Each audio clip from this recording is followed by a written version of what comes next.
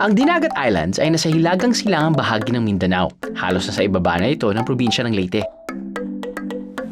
Marahil isang dahilan kung bakit hindi pa masyadong maraming turista ang dumarayo rito ay dahil medyo challenging puntahan ng ilang atraksyon dito, tulad ng Lake Bababoo.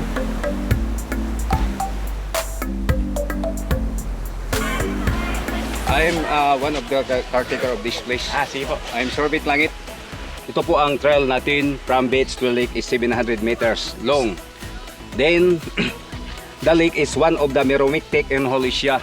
Ibig sabihin yung Meromictic, the fresh water and salt water do not mix.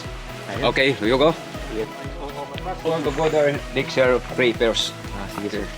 Nini kabuntagon karon o kawapunon o panalangin niya ako balaan uban niya ako mga sakop labaw na sa akong bisita nga si Drew Arellano nga siya isa ka nasa GMA ug siya mo promote din sa lake balaan tagay ko kalam sa pag manage sa akong mga bisita.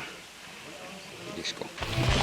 Bago marating ang Lake Bababoo, ay kailangan mag-trek ng halos kalahating oras pataas at pababa ng bundok. Hindi biro ang dadaanan dahil sa talas ng mga bato at madulas na putik, lalo na kung maulan.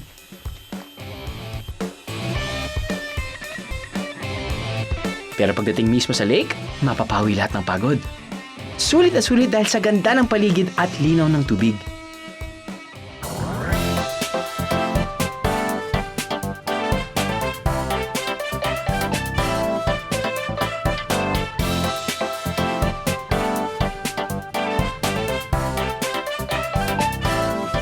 So bakit po tinawag na Bababoo? Noon sir ang pangalan buaya. Buhaya? Oo. May mabuhaya dito? There's no Wala po. crocodile. Bago ka pa pupunta doon sa lake, Opo. yung rock formation, Mukhang buhaya? para bang bunganga ng buhaya. Ngayon sir, iba na ang pangalan, Bababoo.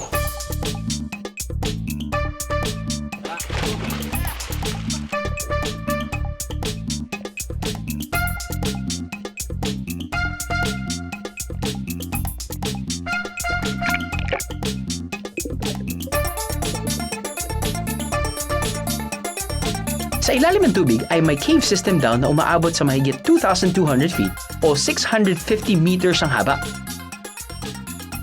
Na sinasabing pinakamahabang fully submerged cave sa bansa. Delikado at mga ekspertong diver lamang ang maaaring pumasok sa underwater cave na to. Para sa mga bakasyonista at biyahero, swak na ang paglangoy-langoy sa tubig na to.